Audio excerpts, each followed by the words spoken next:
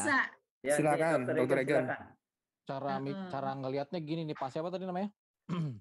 Pak Victor Mandayo. Jadi gini, Pak. Pak Victor ya.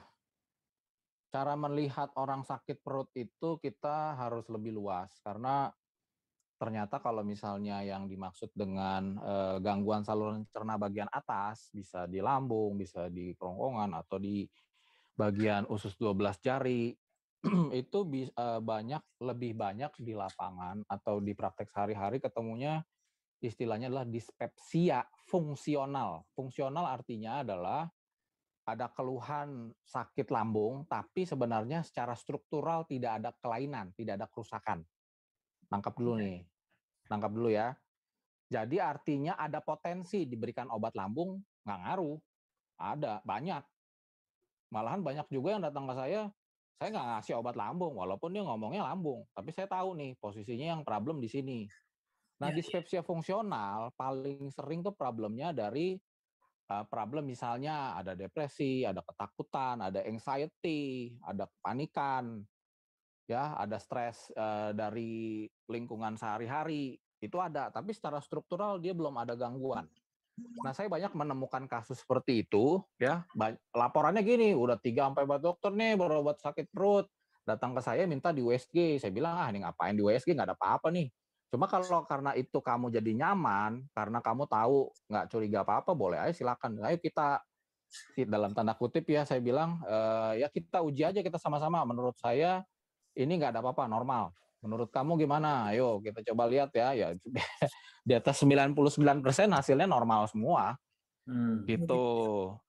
Nah, saya udah tahu dari, ya maksudnya kalau yang udah biasa nanganin kasus saluran cerna begitu, tahu apakah betul gangguan perutnya ini murni karena gangguan struktural atau bukan. Itu memang dari awal kita harus bedain. Nah, mungkin itu tambahan juga ya, mungkin kalau dulu saya di dokter umum saya nggak tahu gitu. Saya tahunya ya udah dikasih obat lambung gitu, karena keluhannya sangat mirip dengan lambung. Mari kita obati semua yang keluhannya sama ya berikan dengan obat lambung. Untuk di saat seperti ini kita berpikirnya harus lebih luas, Pak. Jadi pertanyaannya gini, apakah itu digeneralisasi kalau misalnya ada satu kasus karena diberikan obat dari psikiater lalu semua orang harus minum obat psikiater? Enggak juga. Apa dulu nih kasusnya? Apakah murni gangguan struktural, memang ada kerusakan di bagian saluran cernanya, atau tipe yang bukan? Gitu. Nah, itu yang mastiin dokternya sih, makin level dokternya pengalamannya makin tinggi, ya saya harus bilang begitu karena nggak ada di buku. Karena di buku kan cuma tulisan-tulisan doang.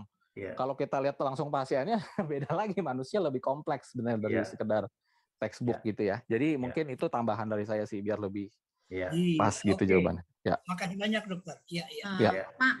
Pak, itu kalau sampai dia bisa sampai tremor, jantungnya berdebar-debar, kadang ototnya juga tegang, bahkan sakit kepala, bahkan mual, itu sensasi tubuh akibat dia mungkin stres, mungkin depresi, mungkin dia anxiety. Soalnya gini Bu Dok, kalau dari segi ke keadaan sosial, menurut yang saya dapat informasi di acara tersebut, secara keuangan dia orang kaya raya, sangat kaya raya, jadi nggak ada, kalau bilang dari ekonomi apapun nggak ada, tapi tiba-tiba dia mendapat penyakit itu. Begini loh Pak, saya campur sedikit nih Pak. Saya punya teman kaya sekali Pak, ya, yang dulu papanya itu punya kasino di Jakarta, ya, dan dia kaya sekali. Tapi saya kan karena teman, saya tahu betul dan hidup